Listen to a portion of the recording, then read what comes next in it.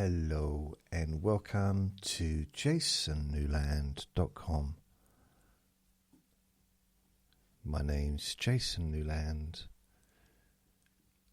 Please only listen when you can safely close your eyes. And this is Trivia Tuesday.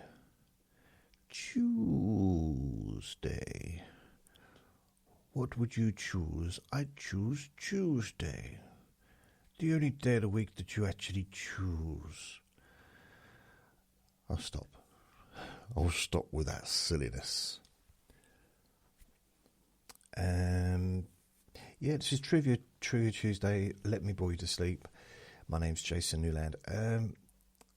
This basically, if you're not listened before, it's just a boring recording. You can let yourself relax. I just talk nonsense for about an hour. Then you can, if you choose, drift off to sleep, or you can come back when you're finished, listen, maybe drift off and just relax, basically. Let go. Feel calm, peaceful. So I think at the very least, you should be feeling more relaxed at the end of this recording. And also, in the same way that a radio show can be company, kind of that as well. A familiar, friendly voice, generally daily. Quite often daily, oh yes. So the last few days I have been making videos as well as recording the podcasts, and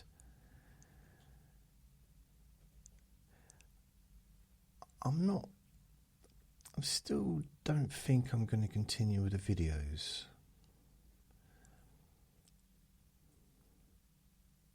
Yeah, that's what I'm thinking. And here's my thinking around it. It is, well,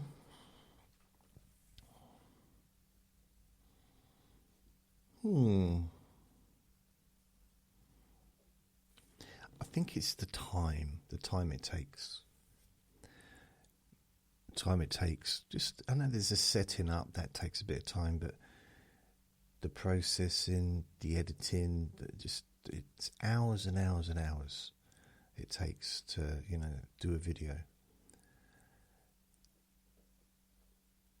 Audio is much easier, and yeah, it's just easier. It's not about being easy, but I can do more. So, for example, I just did a stop extreme nail biting recording for Beck. I don't know quite the correct name to have put down, but it was a request on YouTube. Could you make another hypnosis for extreme nail biting? ? And it's at Beck630. That was the name of the person on YouTube. So I thought, yeah, I will do that. So it's an hour and 32 minutes, 39 seconds. But I made it, so I recorded the podcast at the same time as videoing it and also streaming live on TikTok. And I'll be honest, it's a little bit too much for me. It's too much like going on all at the same time for me to focus on what I'm doing.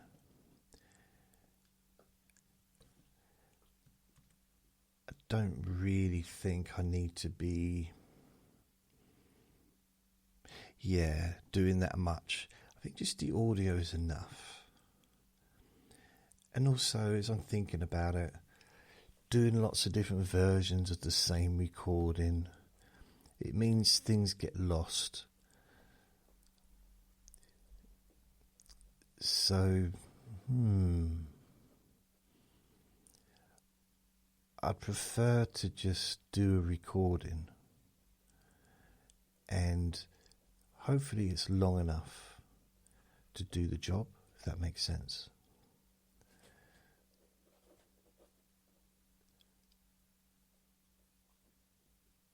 I don't know, we'll see. So with that one, I've just done one. I've not done like 6 different versions. I've just done one. And it should do the trick. It should hopefully be enough, because ultimately I'm just creating so much stuff. So much. Like all different versions, and it just gets a little bit, not for me, but I think for the audience, things get lost. So I'll make a recording,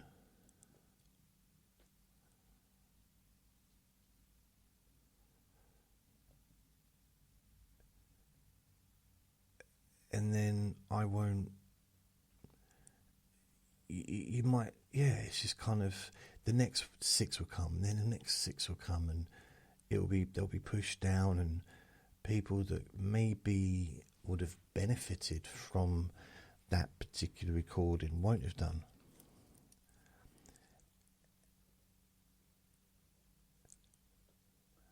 So it's kind of where I am at the moment with that. So I'm also uploading the shorter version onto TikTok and Instagram. So I'm getting quite a few views on there as well. So I just I'm just thinking about the year ahead. What do I want to accomplish next year? And I think what I'd like to accomplish is more recordings, but not lots of the same recordings. So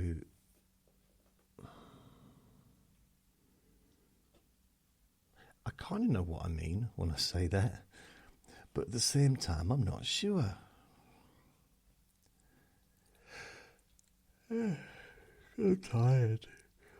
It is 3 minutes past 7, so it's a little bit late in the day, although I didn't wake up till 12 hours ago. I think I woke up, so I had a later night. It seems to happen the last few days. I've been going to bed a little bit later. Used to go to bed at 10, like a good boy, but lately it's been a little slightly, 11, then 11:30, then I think it was like 1 o'clock or 12:30 last night. So here's the topic of today's Trivia Tuesday. Weirdest health trends throughout history. So I've asked for facts only to ChatGPT. So don't base your future medical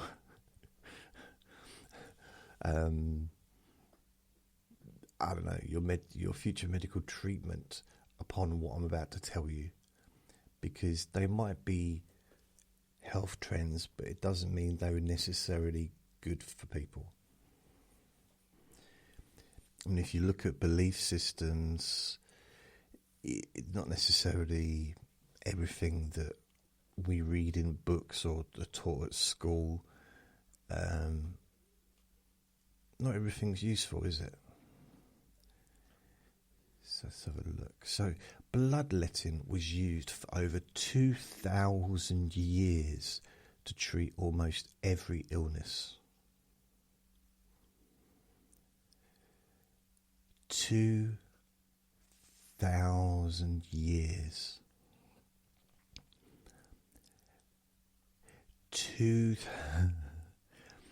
I suppose it made sense then,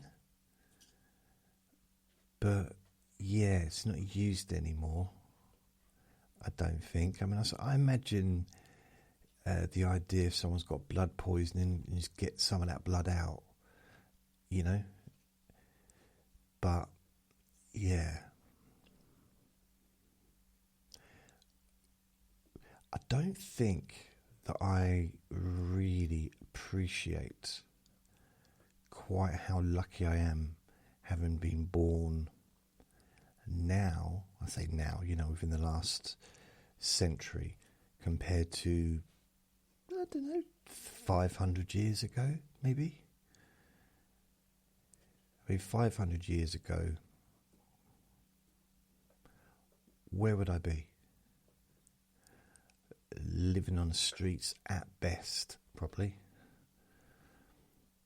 And yeah, a very different life. 1,000 years ago, probably be a slave. A slave to the Vikings. Or was that 2,000 years ago? I lose track. Doctors believed removing blood balanced. Okay, that's one sentence. Doctors believed that removing blood balanced the body's 4 humours. So that's really more about the bloodletting. Leeches were widely used in medicine during the 18th and 19th century.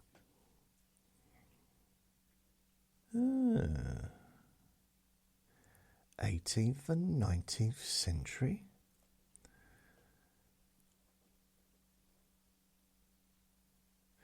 Leeches have been used. They're still used some places. I'm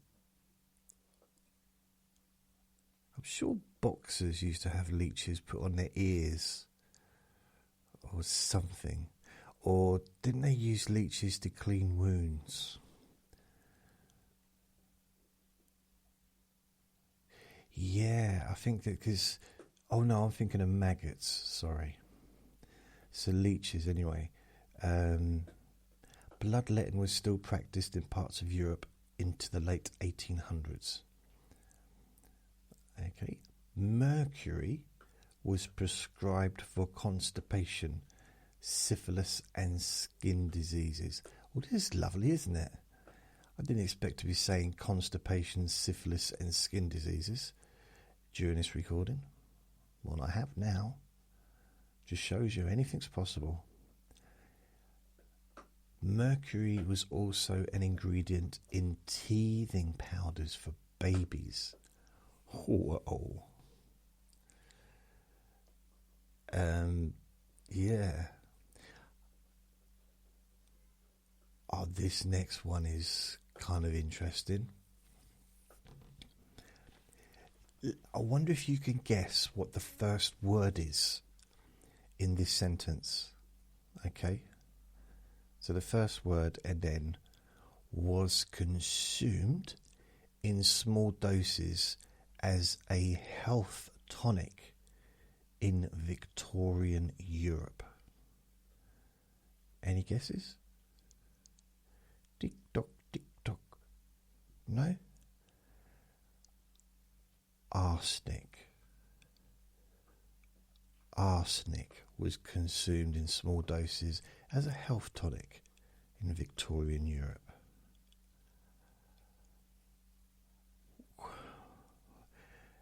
It's kill or cure, I guess. Some people believed arsenic improved complexion and strength.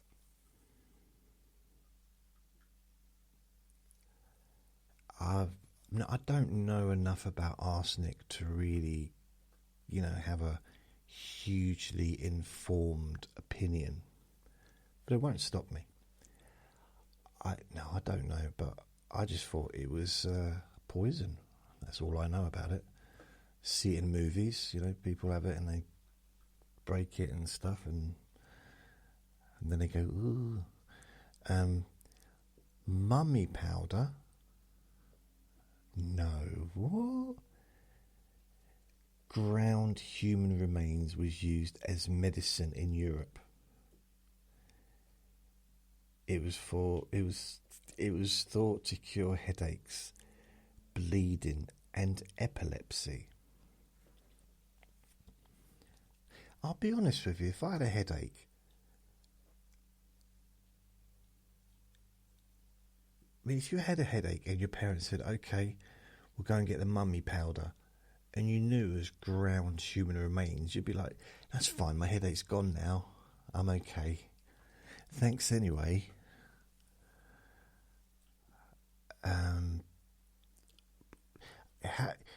The thing is, back in those days, I mean, we've come from survival of the fittest, haven't we? Not so much the last, I don't know, generation or two, or my generation maybe, but before that, it was survival of the fittest.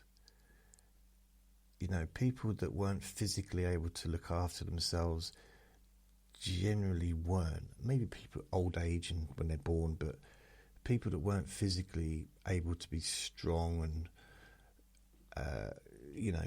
self-caring or whatever, didn't just kind of got left behind, didn't they?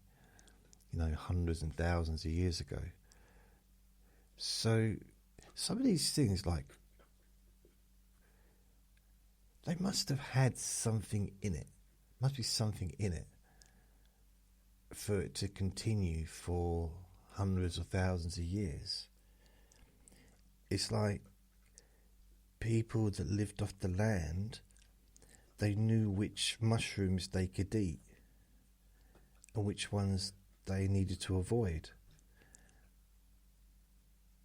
And that was tried and tested, I'm pretty sure. And then that information got passed on from generation to generation.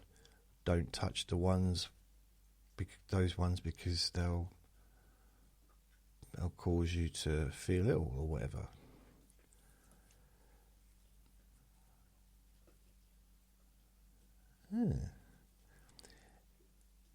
Tobacco, smoke, enemas were used to tobacco, smoke. This is weird. I know I said, I thought medical trends. I thought it'd be something like flotation tanks and stuff like that. I didn't think it would be this weird. So tobacco, smoke, enemas were used to revive drowning victims.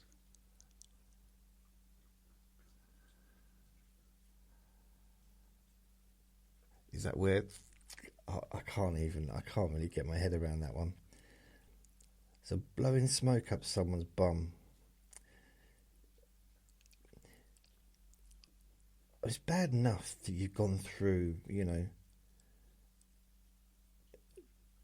process of not being able to swim and being stuck, and you get rescued. And you've got lungs are full of water and you're trying to get it out, and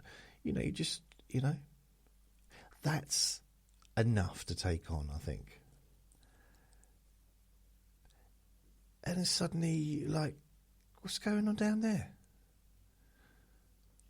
What the heck are they doing? I mean, I can understand why the person would choke up all the water, because they'd be so shocked about what was going on, they'd have no choice, would they?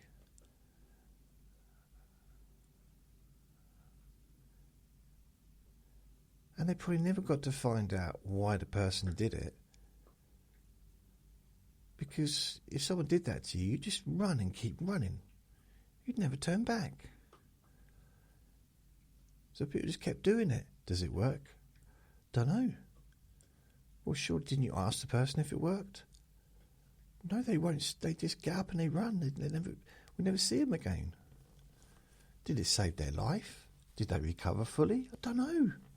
They just left in a pile of smoke, a cloud of smoke. Cocaine. Oh, look. Smoke was believed, the reason it's, okay, he's given reasons for this. Smoke was believed to warm and stimulate the body internally.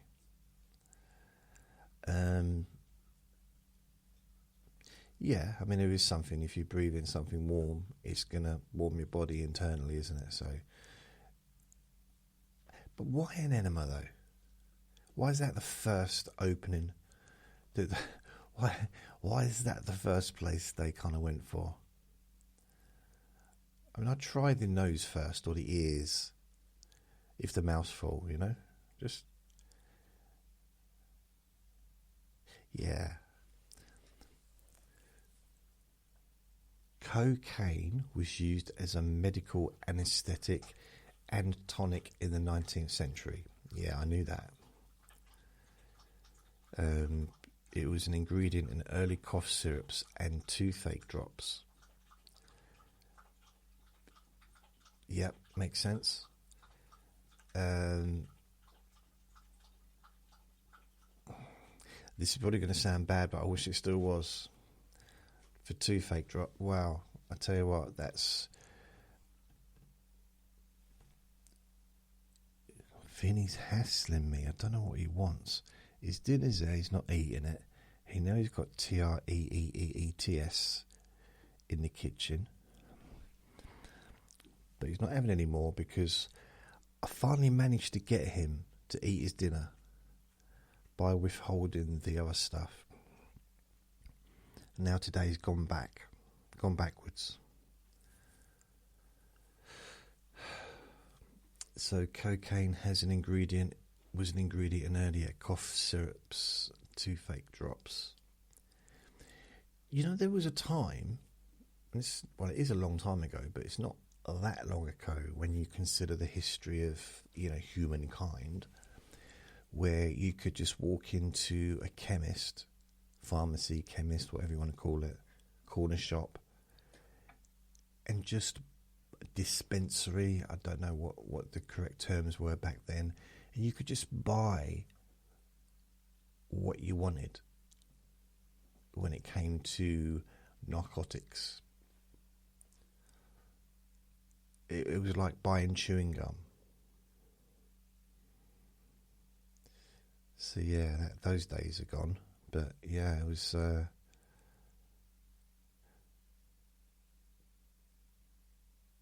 still amazes me that after all these years, there's nothing.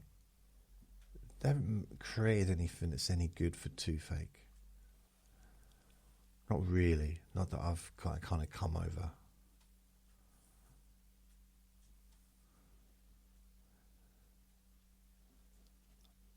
I keep hearing like little cracks and stuff. It might just be the winds blowing stuff in. The temperature dropped this morning. Wow, it was cold.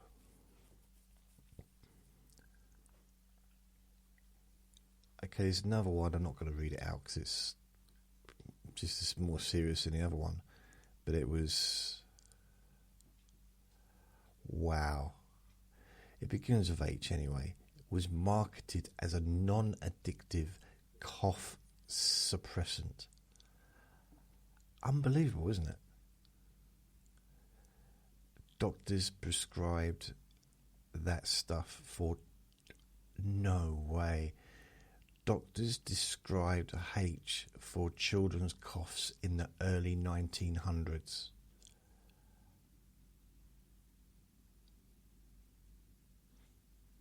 Imagine it'd be a big long...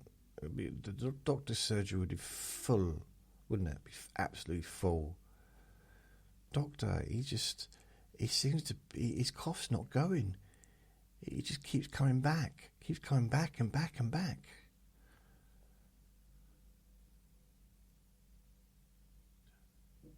Big long queue, people just coughing or pretending to cough. That's ridiculous. Wow. Tapeworm pills were sold for weight loss. Why? Do tapeworm pills make you do poo-poos?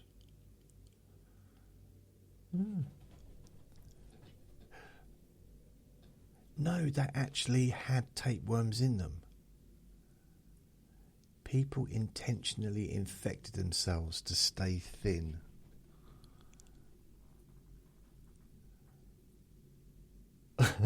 Sorry, this is ridiculous.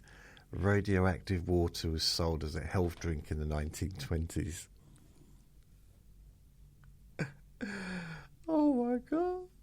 Some products claimed radiation boosted energy and vitality. I think I've literally heard everything now. I thought all the other stuff was ridiculous, but that...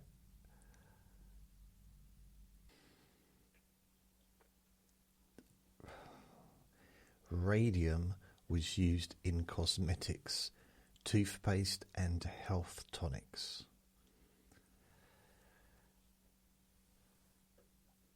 It's just adding here, long-term radiation exposure causes... Yeah, I think we all know that. It's dangerous. I'm guessing radioactive water wasn't much more healthy either. Is it... I mean, there's a very famous story. What's her name?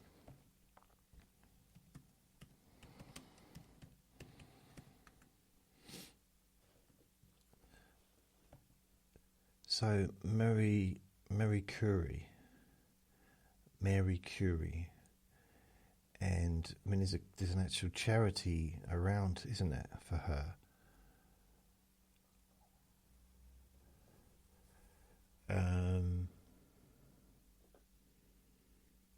Won 2 Nobel Prizes. I don't think that's who I'm thinking of. I think it's a different person, but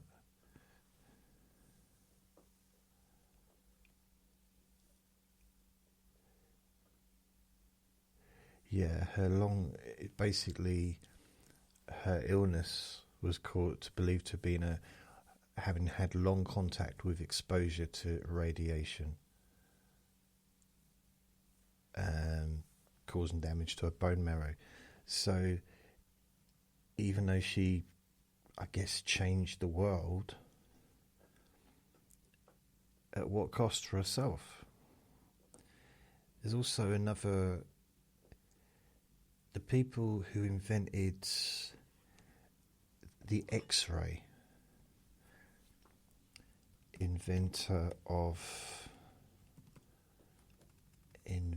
I like stuff like this. I don't know why.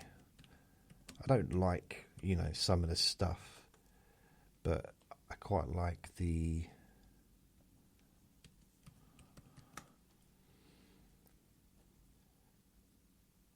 Okay. Right, Wilhelm Rogt.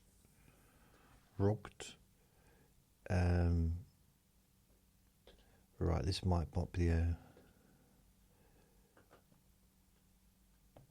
So I just want to see if this... Anyway, I know that some people kept X-raying their hands, so I wanted to test it out. And...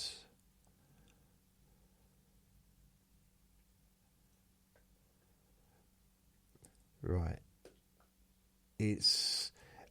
I don't know where it was, but there was a couple of people that kept X-raying themselves and ended up getting ill from it, not knowing that it caused illness. And it's such an amazing machine to be able to see inside a body. I mean, wow. The only person before they could do that was Superman, wasn't it? So it's...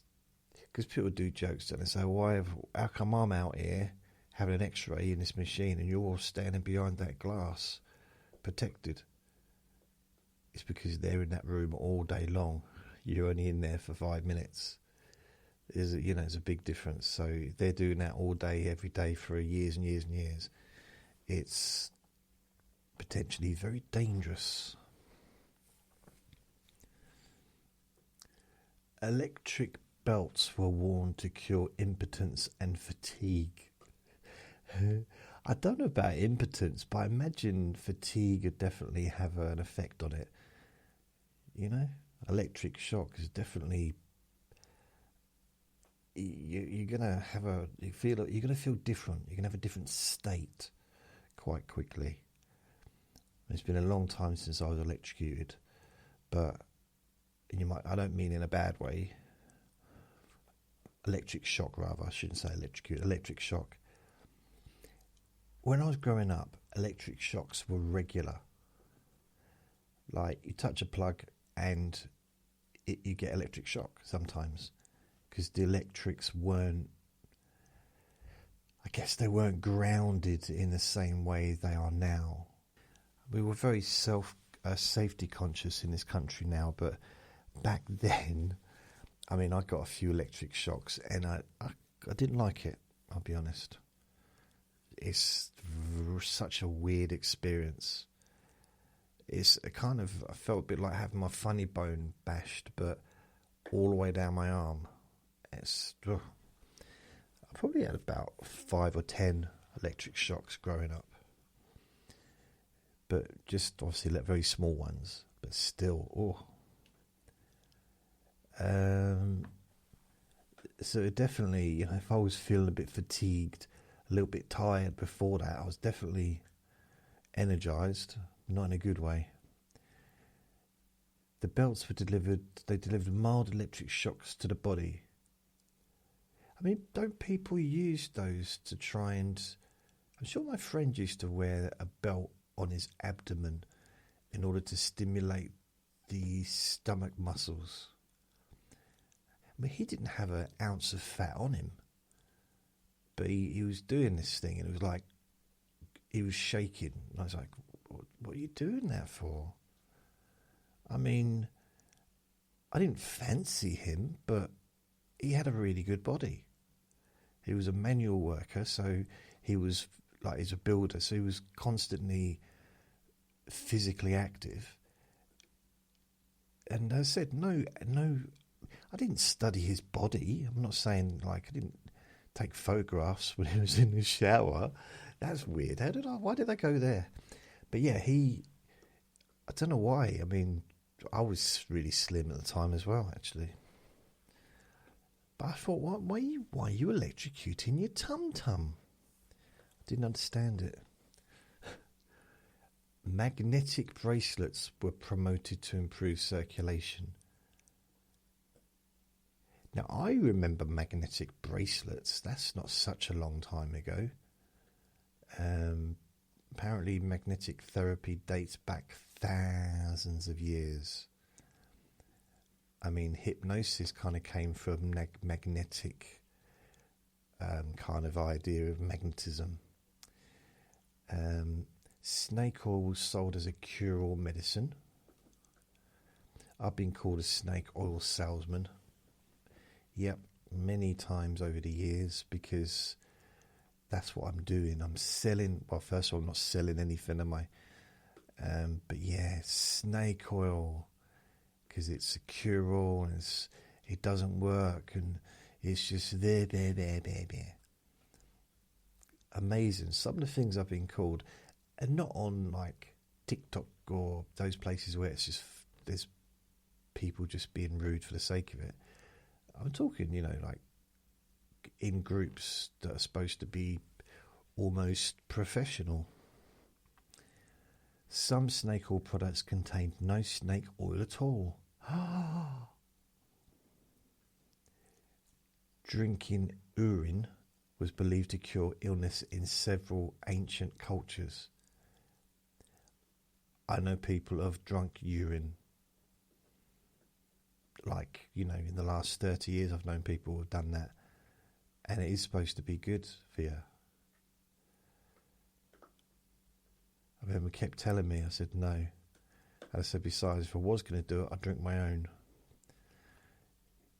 Urine therapy appeared in Roman, Indian, and medieval European practices. Put the glass down, I told you I don't want any. Animal dung was applied to wounds and skin conditions. So, wounds. I can't imagine something more likely to cause infection than dung, animal dung, poo, basically, isn't it? Putting poo on an open wound, surely that wouldn't be good. Skin conditions, maybe it would be good, I don't know. Because, I mean, a cow pat, isn't that kind of where the mud bath or the mud mask kind of came from, isn't it? Like a mud pat, a cow pat. So it dries and then you take it off and maybe it soaks away or draws out the toxins or something. I don't know. Never tried it. I haven't, honest. Not during the day, not when there's anyone watching. Crocodile dung was used in ancient Egyptian medicine.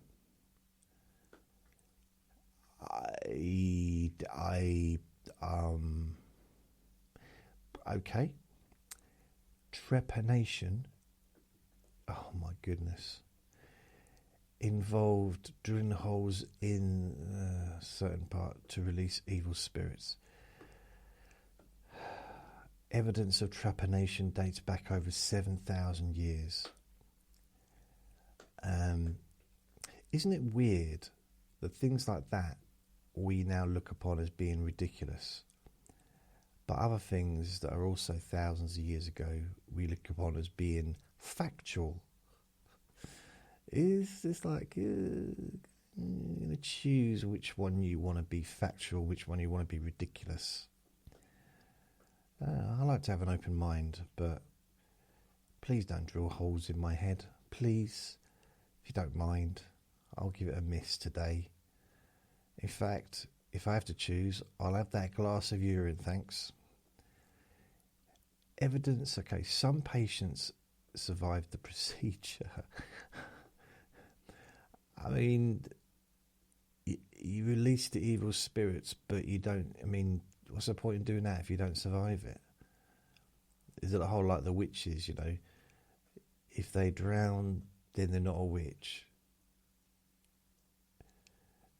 If they don't drown, then they're a witch. I mean, it can't win either way. Vibrating devices were prescribed to treat hysteria. Wow. Okay. Early medical vibrators were used in doctors' offices.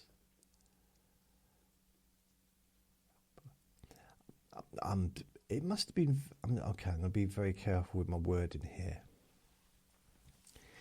Being a doctor back then, according to all of these lists of things, must have been quite interesting.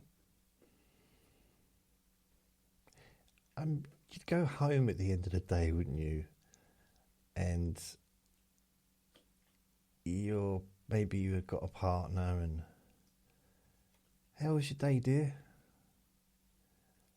Oh, you know. Do you want to talk about it?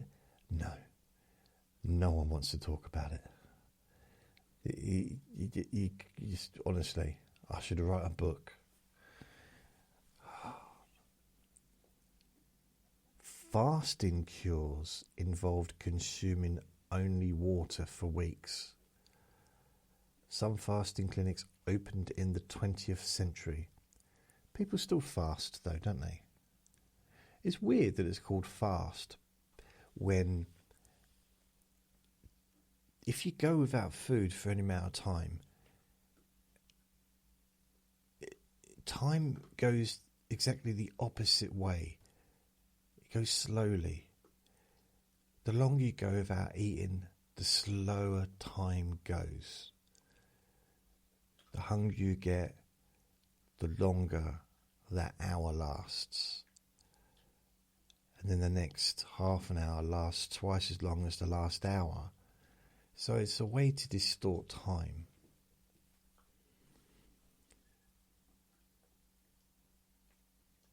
I mean, some religions fast, don't they? For like a whole month. But there's different types of fasting. I mean, there's fasting like that, only drinking water. But then there's fasting during daylight hours, as in some religious practices. Yeah, I've heard of lots of different versions of the fasting.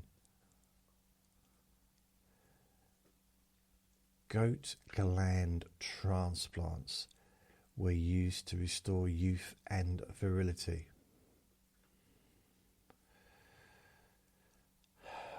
It is how it sounds. Animal glands were surgically implanted into humans. Lovely. How relaxing. Milk-only diets were prescribed for chronic illness. Patients consumed nothing but milk for months. Okay, I don't really know enough about that. Cold water plunges were believed to cure mental illness. Ice baths were common in early psychiatric treatment. And they're still going now. There's actually a really famous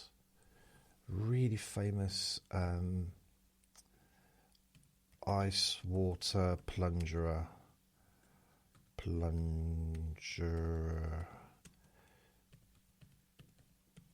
Will, what was his name? It's very famous. Not famous enough for me to remember his name, but I think he wrote a book and everything. Ice water plunge.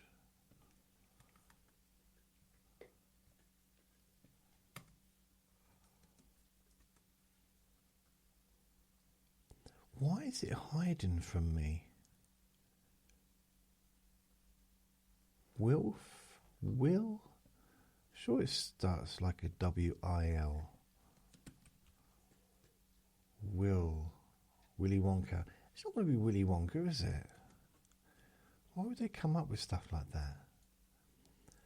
Ice water bath.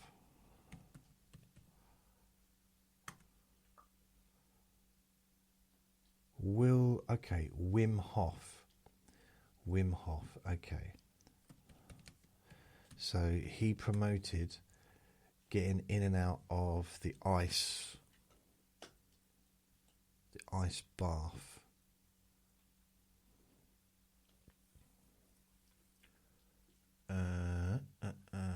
There's as a YouTuber, I'm probably thinking of someone else, and what he did, and I think he's from Norway or something like that, and he would be walking around getting in and out of ice baths and drinking vodka, and he did this like regularly, making videos, and then he passed away. I think he caught pneumonia or something.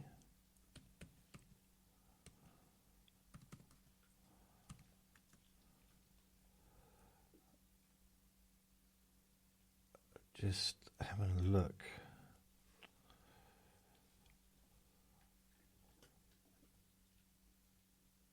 I can't remember his name.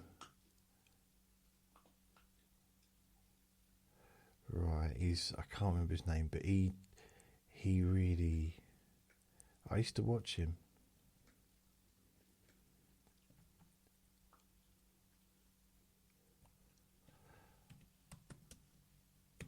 Ice bath.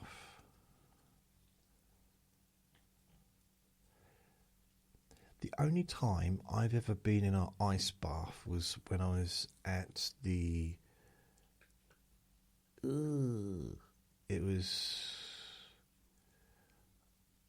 2004, January. And it was at like a health thing, spa place. And I was at the Evolution shop, and it was like the Christmas gathering, because we couldn't do it before Christmas because we were so busy. So January, we went out there one evening, and we were in this there was a sauna and then an ice bath. So if you go from the sauna straight into the ice bath, you don't even feel it. I mean, it's like, it's kind of weird. Very strange. I can't find the bloke. YouTuber.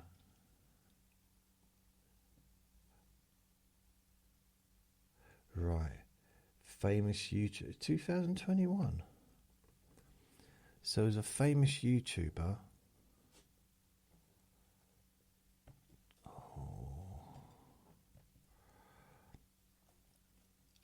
Oh, and famous Norwegian influencer.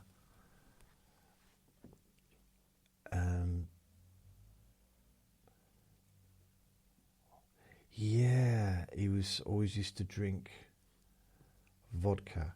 I think he'd had an accident. And he posted a video the week before. Wow, yeah. I've seen some. I didn't realise it was him. I didn't realise it was so long ago that it happened.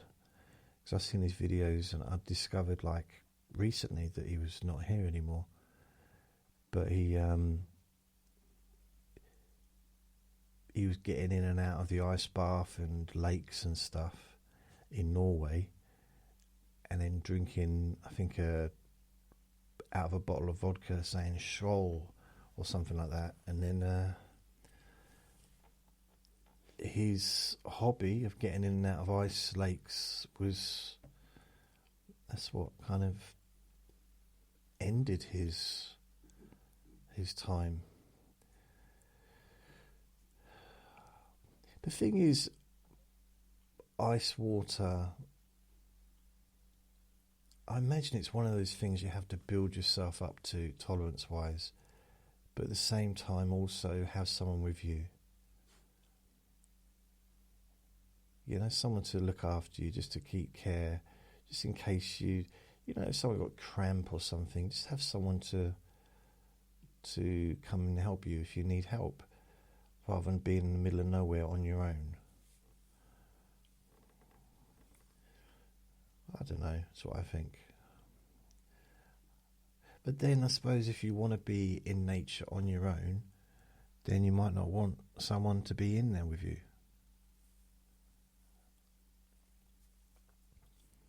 Reminds me a bit of there was quite a famous documentary about the Bear Man, I think they called him. And he was obsessed with bears, black bears in, I think, Canada or somewhere like that. Absolutely obsessed. And he went and visited them every year, and he'd stay for months, and he felt that he knew some of the bears, and he'd get really close to them. And he had his wife with him on the last trip. It's the last trip for a reason. And yeah, I watched it. It's a long time ago I watched this, and he was so passionate about these bears, and he loved them with all his heart. Absolutely loved them. But in the process, he forgot that they were bears. You know, he trusted, because he loved them so much. And he forgot that bears get hungry.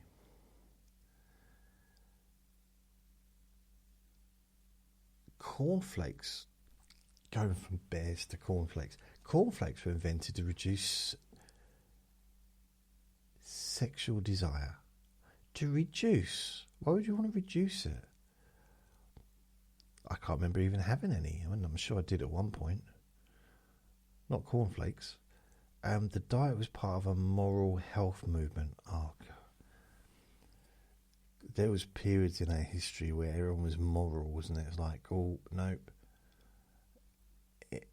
It put us back a long way in history, didn't it? Just can't do that because that's scientific. no, that's not moral. No, I'm not an expert on anything, but you know, what's it called? What's that medical process that could actually transform our lives? Stem cell technology.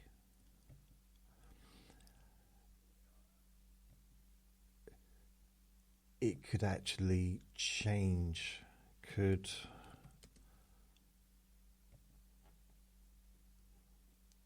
just going to ask a couple of questions on here, just out of interest. Because they replace damaged cells, and they can change the immune system, and it's phenomenal. But it's kind of against. Well, it's not, I think it's not even allowed in some countries. Yeah, it could be the cure for so many things. I mean, I kind of understand a little bit why people don't, those in charge don't want it. But it's phenomenal what can be done. I'm getting interested in stem cell therapy now. So yeah, it was. That wasn't on the list, was it? Was it on the list? Why did I talk about stem cell? All right, yeah. Chewing food excessively was promoted as a health cure. Some advocates insisted food be chewed hundreds of times. Chewing food. Did I say chewing gum? Chewing food. My stepmum's mother said that you should chew every bit of food 100 times. I'm sure it might have been 50 times or something. She said that over dinner. We're having lunch. We're still there. She's still eating now. I remember I was a kid, like 13 or something. She told me this, and I said, "Nan, step Nan." She said, "Yeah." I said, "Can I be excused from the table, please?" She said, "Why?" I said, "Well, I'm getting time. I need to retire." She said, "Do you mean to go to bed?" I said, No, I'm literally getting up to retirement age." Because she was there for so long. Because she was chewing her food so many times that every mouthful or every bit, a little bit of food, she was chewing like 100 times. And it took quite a while for each mouthful of food to be chewed enough in order to be swallowed.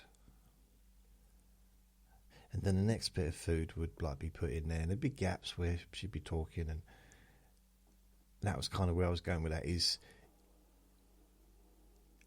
a normal meal took a long time to eat if you literally chew every single bit up 100 times.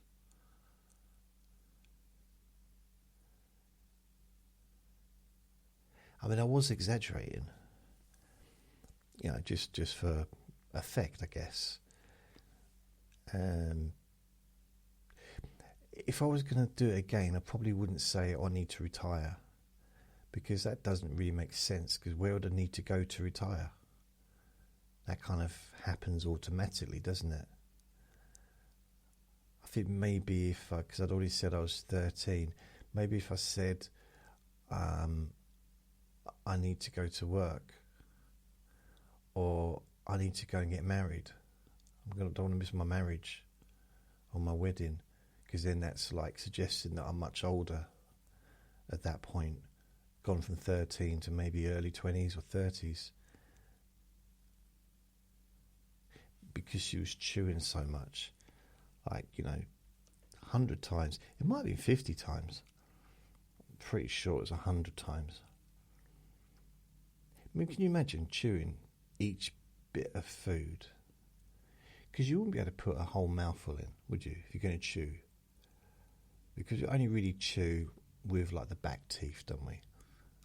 generally, I would say. Since I would argue, I wouldn't argue it. I wouldn't get into a heated argument about which teeths are used for chewing, because it's going to be different for everyone.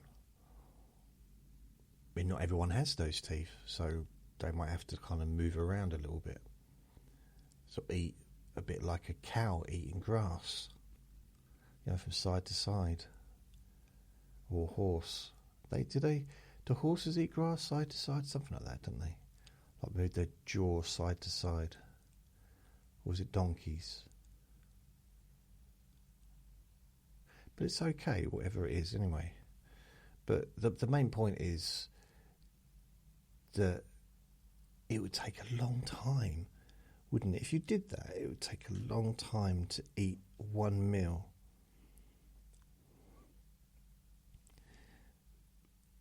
Which is kind of why I was trying to express it in an exaggerated way, where, I mean, maybe I overdid it a little bit. Maybe, moving all the way to retired was a little bit silly, from 13 to like 67 or whatever.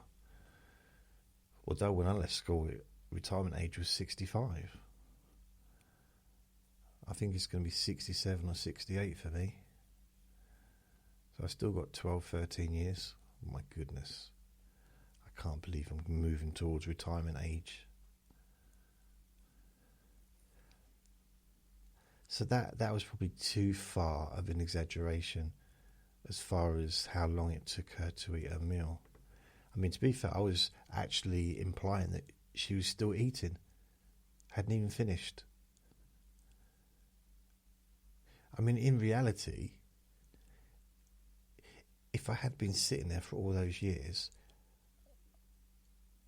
what would I have done? Because I'd have had to eat, wouldn't I? Besides, if the meal really did last that long, the food wouldn't last, would it? It'd go mouldy and it'd just like dry up, and so yeah, that wouldn't work. It's not actually a very workable scenario.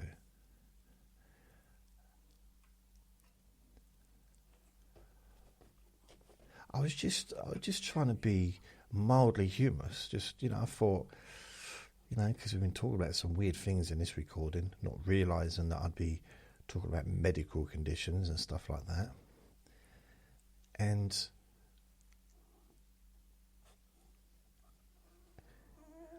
I thought maybe make light of it, you know what I mean? Maybe just kind of steer the conversation into a little bit of its absurdity. Vinny's hassling me for something. I know exactly what it is, but he's not eating his dinner, which he needs to eat.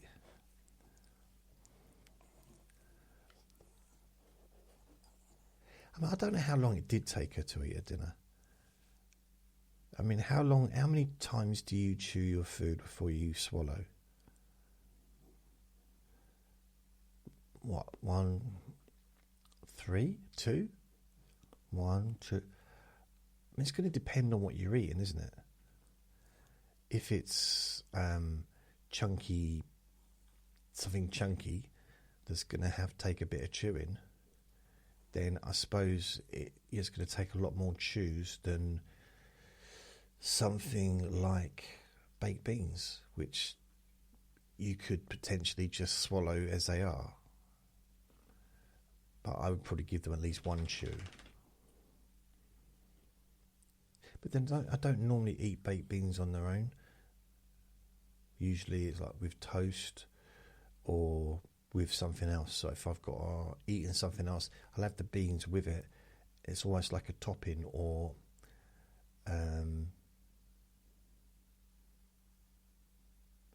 like a companion, a nice savoury companion. And I usually would maybe put some of that on the fork as well. Some beans and maybe a sausage and some mashed potato, all on the same fork. So really, if you're going to chew 100 times, we wouldn't chew 100 times, really, would you? But you'd have to work out, because you wouldn't really need to do much chewing for the mashed potato, generally. Depends how lumpy it is. I mean, some people like to have a bit nice lumpy mashed potato. Some people like it to be almost whisked.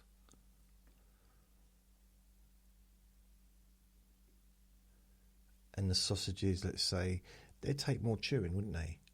But then that could depend on whether or not it's how cooked they are. I mean, some people like really, really, really burnt sausages, and other people like them, cooked but not burnt.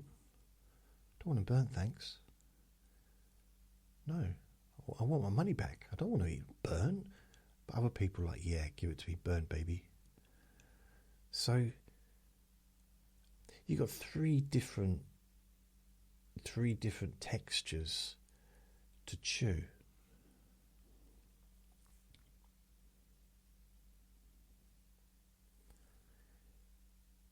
I know it's not really about like the texture. That wasn't really the point of the probably what's saying about chewing the food. Excessively promotes health, like a health cure.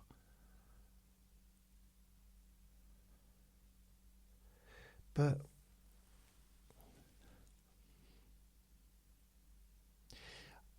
it does kind of make sense in a way. If you're eating a carrot, you're kind of creating your own carrot juice, aren't you? By crunching it and just chew. And there's supposed to be quite a lot of goodness in carrot juice and other like vegetable juices. Leeks, carrots. I can't think of anything else. Cabbage, maybe. I don't know. I used to drink juices, but I didn't chew them, because you don't have to chew juice, do you?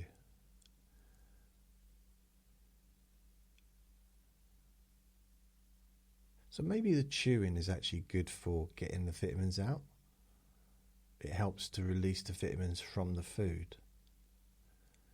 I don't know. I mean, I imagine it is going to go down much easier if it's definitely mushed up.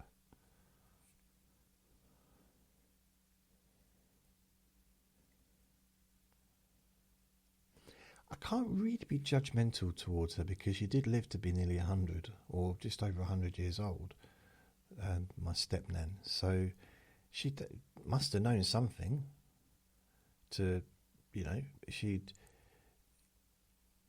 however ridiculous, chewing 100 times might sound like a lot, but if you're going to live to be over 100, you kind of got the time, haven't you?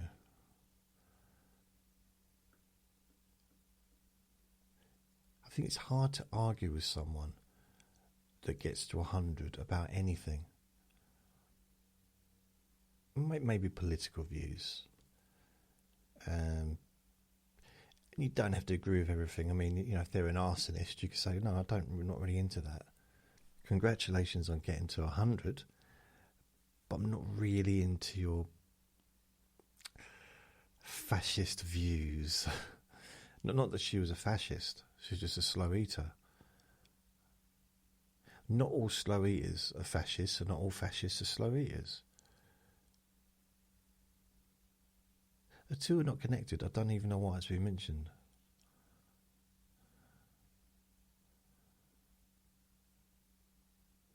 I don't know, though, if it was a good use of time chewing that much. It seemed a little bit overkill.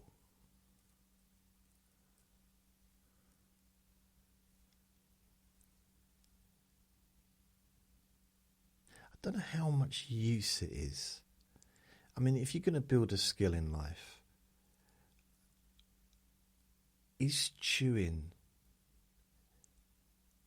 like being the best chewer in the world? I mean, it must be nice to be the best at something. I've never been the best at anything. I never will. But being the best at chewing, I think I'd probably give it a miss. I've got nothing against chewing. I mean, it's useful, isn't it? But I mean, if I'd been chewing everything I've eaten since I was a baby or since I was a little kid, everything was 100 times each. I mean, would I have any teeth left? They'd just be worn down, wouldn't they?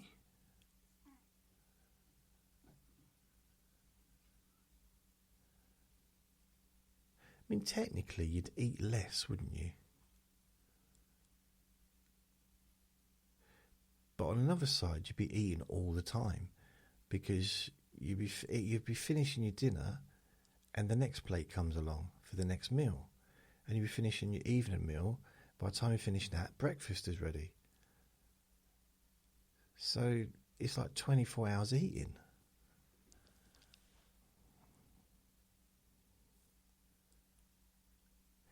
But I had questions. I mean, first of all, why are you telling me this? Secondly, how long do you leave between chews? Because, you could do 100 chews really quickly, like a piranha. A piranha in a pie eating contest. I mean, it could be or I don't want to do that to myself, but yeah, just like one. Maybe leave it for a minute, then the next one, next chew. I mean, that really would be a long, long meal, wouldn't it? I had a friend years ago, and I got really well with him at the Buddhist centre, and he said, we should hang out sometime. He was probably about 80. And I said, no, you're all right. I said, you're old. No, I didn't. Really, really lovely bloke. I liked him a lot. And he said, so we should meet up for coffee. I said, yeah, okay. And I said, well, what I could do, I'll meet you at 12, and I have to leave at 1. He said, leave at 1? When I meet for coffee, it's all afternoon. It's at least 4 hours. We never did have that coffee. I wonder if he chewed a lot. Maybe that's why he chewed 100 times. Because I imagine not everybody that chews a lot, like excessively chews on purpose, tells everybody that they do it. There might just be someone that you're eating with them and you're thinking, why are we still here? The restaurant's been closed for 3 hours. The seasons have changed. Why are the police out looking for me? You see what I mean? It's like, perhaps it's not shared information. Maybe it needs to be.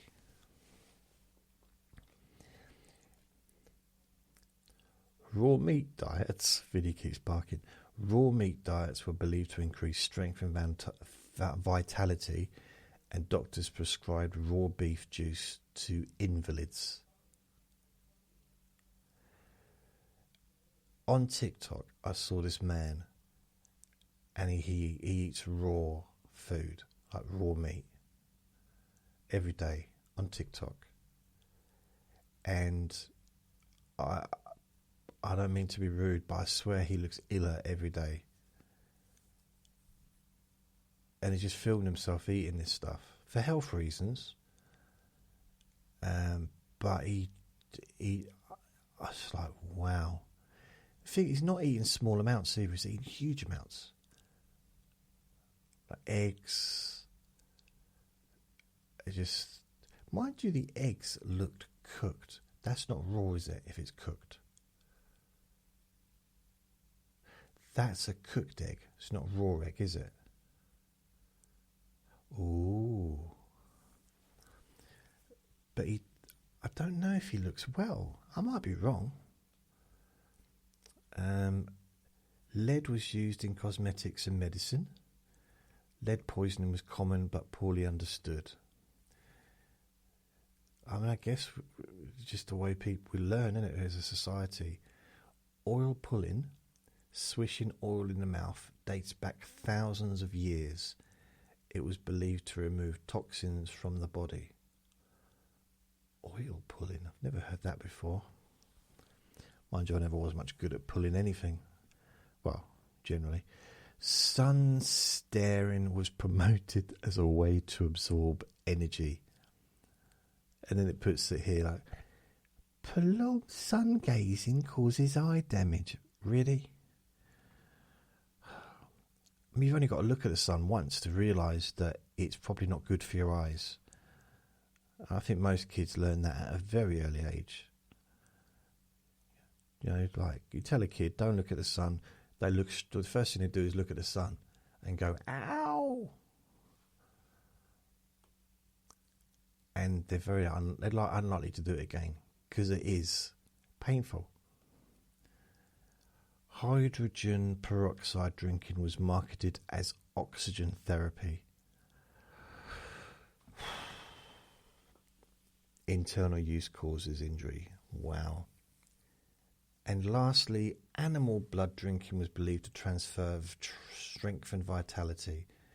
I mean, again, that sounds like Viking kind of, doesn't it? Hunting and stuff like that. Wow. God.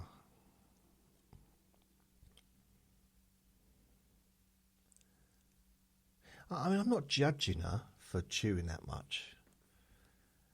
It's not. No, I'm not judging. It's just I just found it interesting because I'd never really heard anyone else. Never heard anyone else mention it until this list. Since I was a teenager, like having that conversation with her, and just brought it back.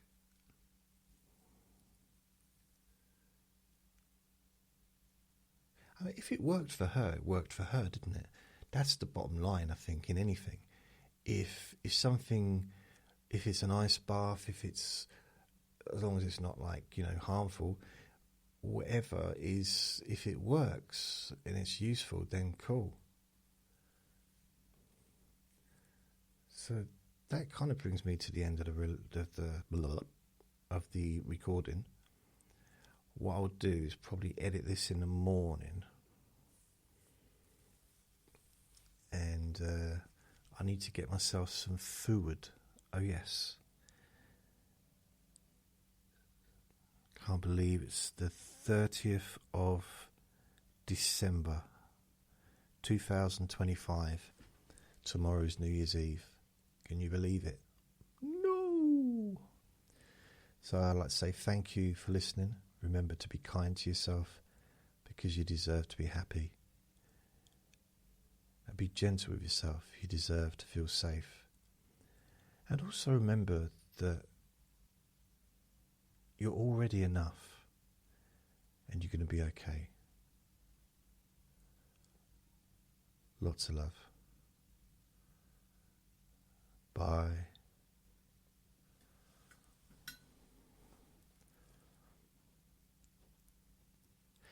I'm not saying that I would never chew 100 times, ever. It's like it would never happen. I don't... It seems a bit excessive. I mean, I've eaten some rough food in the past where maybe a bit more chewing is necessary than normal. 100 times seems a lot. It just seems a lot. That's all I'm saying. Okay. So thanks. Take care.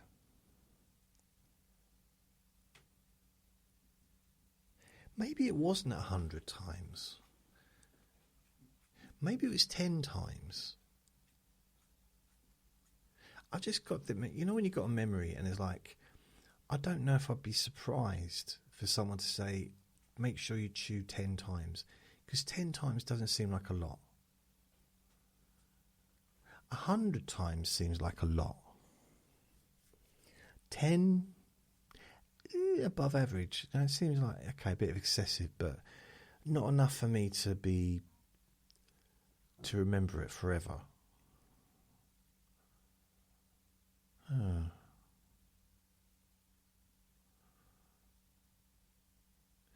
Anyway, Vinny's been hassling me throughout the whole recording. So I'm going to go and give him a bit of attention. I think I know what he wants. So thanks again. Take care. Bye.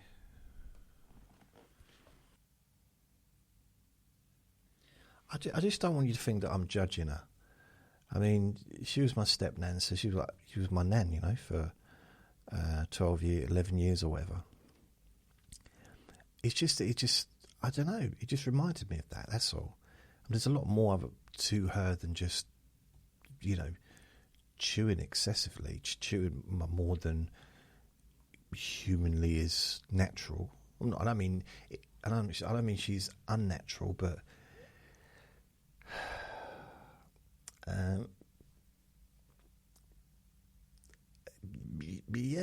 yeah. So it's cool. Everything good. So I'm gonna go then. Bye then. Bye. I just feel that. I feel I've got to kind of explain myself, like I've been rude about it, but I haven't been rude about it. It's just, I think 100 times is just too much. That's all. I mean, I'd be surprised if I chew 100 times in a whole meal. Never mind, like, per bite.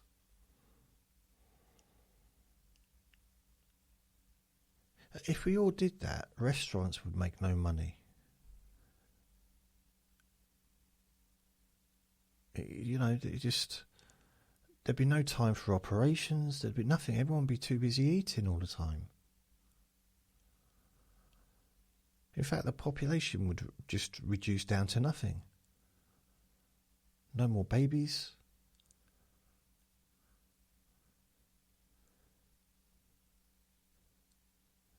Yeah, so it's okay for some people, just wasn't. I just don't think it would be necessarily the right way to go for everybody.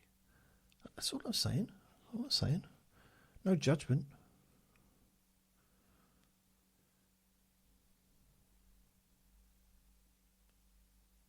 Well, I did find it a bit silly, to be honest. So I suppose it's a little judgy, isn't it? I did just like 100 times. Are you sure?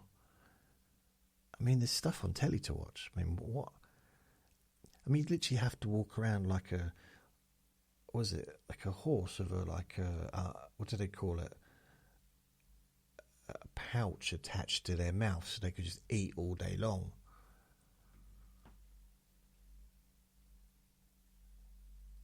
But then, you know, it's not very practical, is it? What do they call it? A mouth bag or whatever. So I just don't think it would work.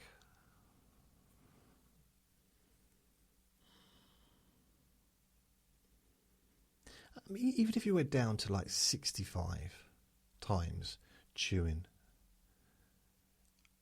I'm not even sure if that would really.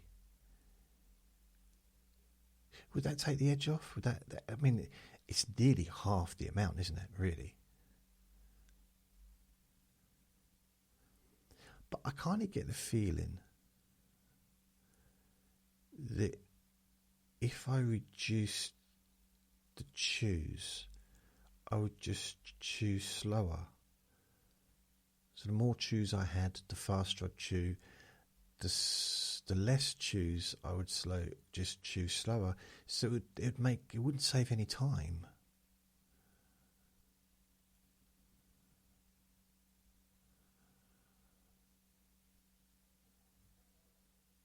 We also used to watch telly together as well. Obviously at the dinner table.